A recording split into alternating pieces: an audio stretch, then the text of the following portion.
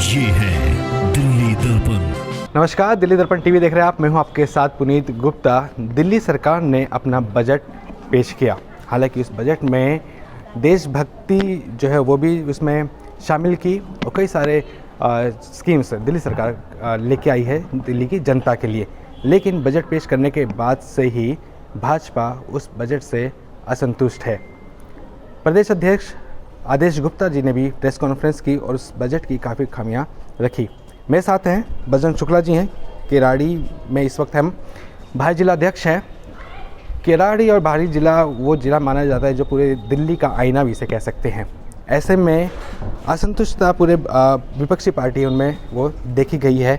बजरंग शुक्ला से भी जानते हैं, अब भी दिल्ली सरकार का जो बजट पेश हुआ है असंतुष्ट है, क्या कारण है? अब तो उन्होंने बजट में देशभक्ति भी लेके आ रहे हैं, राम मंदिर का मुद्दा भी लेके आ रहे हैं तीर्थ यात्रा के द्वारा, फिर भी असंतुष्टता है। पहली बात तो वो बजट है ही नहीं। बजट वो होता है जिसमें हम क्या करने वाले हैं उसका खाका रखते हैं अगले एक साल के लिए। तो अगले एक साल में क्या होने वाला है दिल्ली में, इसकी कहीं चर्चा नहीं है। उसमें जो चर्चा है वो केवल ये है कि 2047 में क्या होगा, उसके बाद जब देश के 75 साल पूरे हो जाएंगे तब क्या होगा। अभी 2020-21 के जो बजट आया है उसमें कहीं भी किसी ऐसे विषयों पे चर्चा ही नहीं हुई जिस विषयों को लेकर के थोड़ा भी सरकार पर विश्वास किया जा सके। उदाहरण के लिए बसों की बात इन्होंने की, 1000 बसें लाते रहेंगे। अब तक कहाँ हैं बसें? और जो बसें हैं भी उनकी ये स्थिति है, आप जाके दिल्ली के रोड पर देख लीजिए, अक्सर जो लाल रंग की बसें थी वो खड़ी मिलेंगी आपको, हरी भी खड़ी होने लग गई हैं। और बाहरी दिल्ली ज़िले का इलाका तो ऐसा है कि इन्होंने ऐसी स्थिति में लाकर खड़ा कर दिया कि वहाँ जो एक आध बसें थी वो भी नहीं आ पा रही हैं। वो चाहे मुबारकपुर रोड की स्थिति देख लीजिए, चाहे वो कंझावला से बुद्ध विहार वाला रोड देख लीजिए, चाहे वो आप रोहतक रोड वाला रोड देख लीजिए। आप क्या बता सकते हैं कि उस पर बसें चल सकती हैं? बसें तो छोड़ो, मोटरसाइकिल चलने की स्थिति नहीं है। ये तो बसों की स्थिति रहेगी। अभी वैक्सीनेशन की बात की इन्होंने कि जो है फ्री वैक्सीन देंगे। केजरीवाल जी, कब तक आप नरेंद्र मोदी जी के किए हुए कामों का श्रेय लेते रहेंगे? कोरोना काल में जब राशन की बात आई, आप राशन के पैसे ले रहे थे। जब देश के यशस्वी प्रधानमंत्री नरेंद्र मोदी जी ने पूरे देश को लगभग 10-11 महीने के लिए राशन फ्री किया, तब आपको मजबूरी में राशन फ्री करना पड़ा। और वो भी श्रेय आप दोनों राशन का ले रहे हैं कि हम उसी तरीके से जब देश के प्रधानमंत्री ने कह दिया कि जो है पूरे देश में वैक्सीनेशन फ्री होगी, यानी कोरोना की वैक्सीन पूरे देश में फ्री लगेगी और उसके बाद जो है और भी जगहों के लिए दे रहे हैं, दूसरे देशों की मदद कर रहे हैं मानवता के नाते। तो आप कह रहे हो जी दिल्ली में वैक्सीनेशन, आप दिल्ली को क्या देना चाह रहे हैं? जो आयुष्मान योजना थी जो सेंटर ने लागू की अपने भारत सरकार ने, उसको तो आप दिल्ली में लागू होने दे रहे हो। तो 50 करोड़ का बजट आप वैक्सीनेशन के झूठा मूठा करके गोलमोल करने की स्थिति क्यों ला रहे हो? तो बजट बिल्कुल निराशाजनक नहीं, निंदनीय भी है। बजट में दिल्ली के लोगों का ख्याल न रख के केवल ये ख्याल रखा गया है कि किस तरीके से एमसीडी में झूठ बोल करके दोबारा केजरीवाल जी सत्ता में आना चाह रहे हैं, जो ये किसी भी स्थिति में संभव नहीं है। देखिए, बजट में देशभक्ति का भी ध्यान रखा गया है। कह रहे हैं कि अब हम पाठ्यक्रम में भी देशभक्ति लेके आएंगे, तिरंगे झंडे भी लगाए जाएंगे दिल्ली में। अब भी तो ये चाहते हैं ना कि देशभक्ति हो, भाजपा का हमेशा पहले से उद्देश्य रहा है। मैं तो बहुत स्वागत करता हूँ देशभक्ति का। अगर जो है हमारा जो मिशन है देशभक्ति का, अगर केजरीवाल जी में थोड़ा सा भर जाए तो बहुत बढ़िया है। लेकिन ये झूठी देशभक्ति काय की है? आप जो लोग वंदे मातरम नहीं बोलना चाहते, भारत माता की जय नहीं बोलना चाहते, जय श्री राम का नारा नहीं लगाना चाहते, वो देश तोड़ने वाले लोगों के साथ खड़े होते हैं, ताहिर हुसैन जैसे लोगों के साथ खड़े होते हैं, ओवैसी जैसे लोगों के साथ खड़े होते हैं।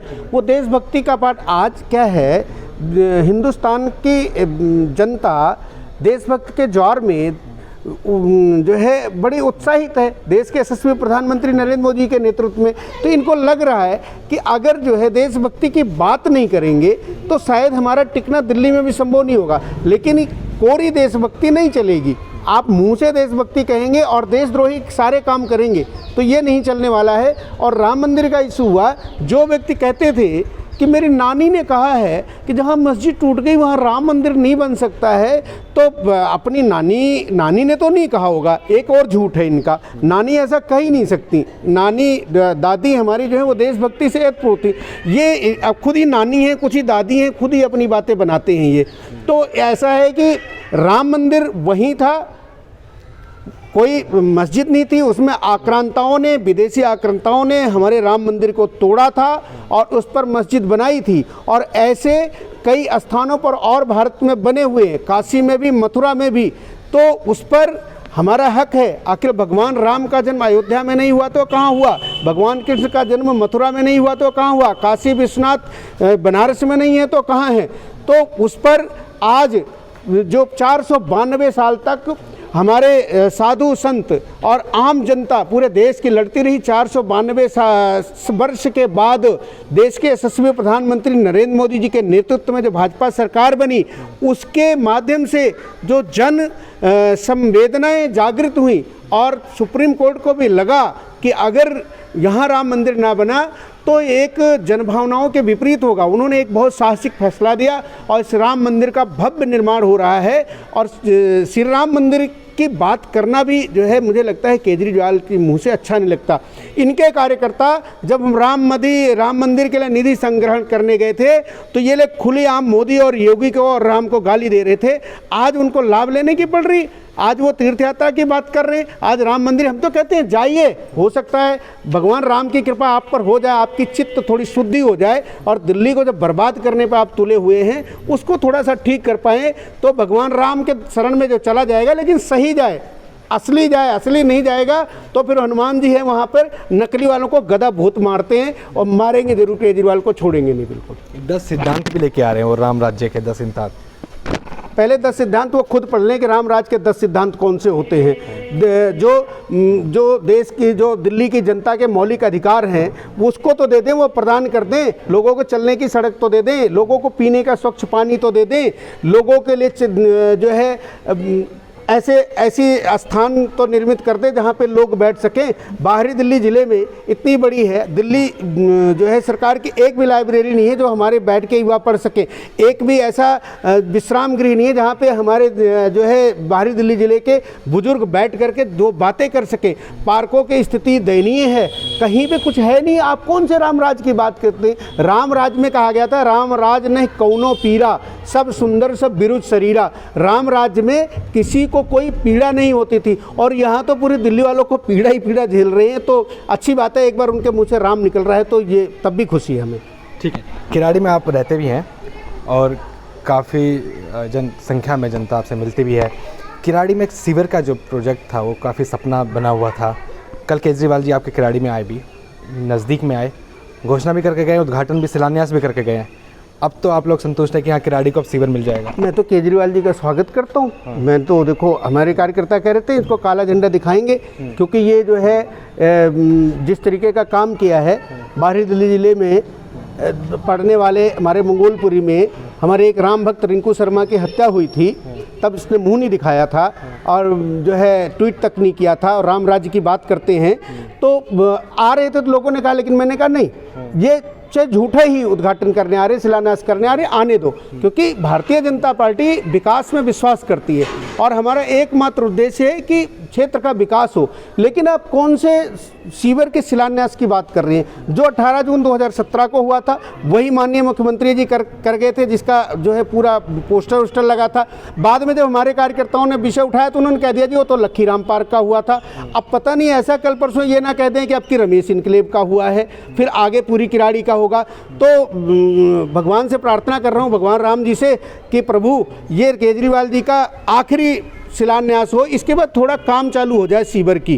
तो ये सीवर का तो ड्रामा था। और कल एक बहुत और चिंताजनक बात हुई है जो बताया मेरे को कार्यकर्ताओं ने कि अब किराड़ी के लोगों को क्या केजरीवाल जी के पास जाना पड़ेगा, क्योंकि मंच पे उनके विधायक का उन्होंने नाम नहीं लिया, एक बार भी नहीं कहा कि आपने विधायक जिताया है, एक बार भी नहीं कहा कि जो समस्याएं हो आप ऋतुराज जी को बताइए। तो पहली बात तो किराड़ी विधानसभा की जनता का घोर अपमान किया है केजरीवाल जी ने यहाँ आकर के, कि क्षेत्र के विधायक का नाम तक नहीं लिया। पता नहीं क्या नाराजगी हो सकता है, असंतुष्ट हो वो कि भाई ये काम नहीं कर पा रहा, तो ये आदमी ठीक नहीं है। लेकिन फिर भी चलो वो तो केजरीवाल भी नहीं कर पा रहे हैं तो इनको भी नहीं आना चाहिए। तो ये किराड़ी की जनता का अपमान किया है। अब कल से किराड़ी के लोग असमंजस में हैं कि प्रभु केजरीवाल से मिलने जाना पड़ेगा, क्योंकि हमने तो केजरीवाल को जिताया था, ऋतुराज को जिताया ही नहीं है। तो ये कैसी ड्रामाबाजी इनकी पार्टी के अंदर चल रही है कि मुख्यमंत्री आता है और जो है विधायक का नाम तक नहीं लेता। इतना हमें लग तो रहा था कि ऋतुराज बिल्कुल काम नहीं कर रहा, लेकिन पार्टी ने भी कल घोषित कर दिया कि ये ऋतुराज विधायक बिल्कुल नकारा है, इसका नाम तक नहीं लिया जा सकता। तो सीवर की जो बात है, अभी आप दिखाइए, आपको सवाल ये पूछने चाहिए थे उनको कि आप तीसरी बार उद्घाटन करने आ रहे हैं, क्या ये आखिरी उद्घाटन होगा? 284 करोड़ रुपए का बजट था किराड़ी के सीवर का, अब जाके 550 रुपये हो गया, 550 करोड़ रुपया हो गया। इसको कौन भरेगा? इसका पैसा किस पे जाएगा? जनता पे तो जाएगा। फिर उसके बाद 4 साल का समय चाहिए हमारे को, यानी 2025 में विधानसभा का चुनाव है, तो 2024 में करते करते 25 में चुनाव के ठीक पहले उद्घाटन करने आऊँगा मैं। उसमें भी देखो, आप कहते हैं कि गली के लोग ऐतराज़ ना करें। गली के लोग कैसे ऐतराज़ नहीं करेंगे? जो गलियों में पाइप डालने के लिए आई, आप एक बार दिखाइए। आप पत्रकार हैं, आपको चाहिए कि स्वच्छंद पत्रकारिता में पत्रकार चौथा स्तंभ है। वो जो पाइपें देख रहा हूँ मैं, आप उसमें सीवर, एक तो सीवर का दबाव रहेगा, पानी के, बरसात के पानी का दबाव, वो झेल पाएगी क्या? अगर वो गली के लोग विरोध करेंगे तो कहेंगे कि देखो जी भाजपा वाले विरोध करा रहे हैं। लेकिन अगर जनहित में ये काम नहीं करेंगे तो भारतीय जनता पार्टी का कार्यकर्ता विरोध करेगा, निश्चित रूप से करेगा। तो मैं अभी भी निवेदन कर रहा हूँ कि माननीय केजरीवाल जी, क्योंकि अब विधायक से जो है अनुरोध करने का कोई मतलब रह नहीं गया, उन्होंने यहाँ मान लिया कि यहाँ हमारा कोई विधायक नहीं है, तो उसके सीवर को उसकी क्षमता के हिसाब से जो है मोटी की जाए, जिससे जब भी पड़े 5 साल, 10 साल, 20 साल में, मुझे लग नहीं रहा है ऐसा कुछ भी, तो वो प्रॉपर वे में चल सके। ठीक है। एक चीज़ और है, आप कुछ दिनों से आपके द्वारा सांसद जी भी पहुँचे हैं समस्याओं के लिए, आप लेके भी अपने सांसद हंस को।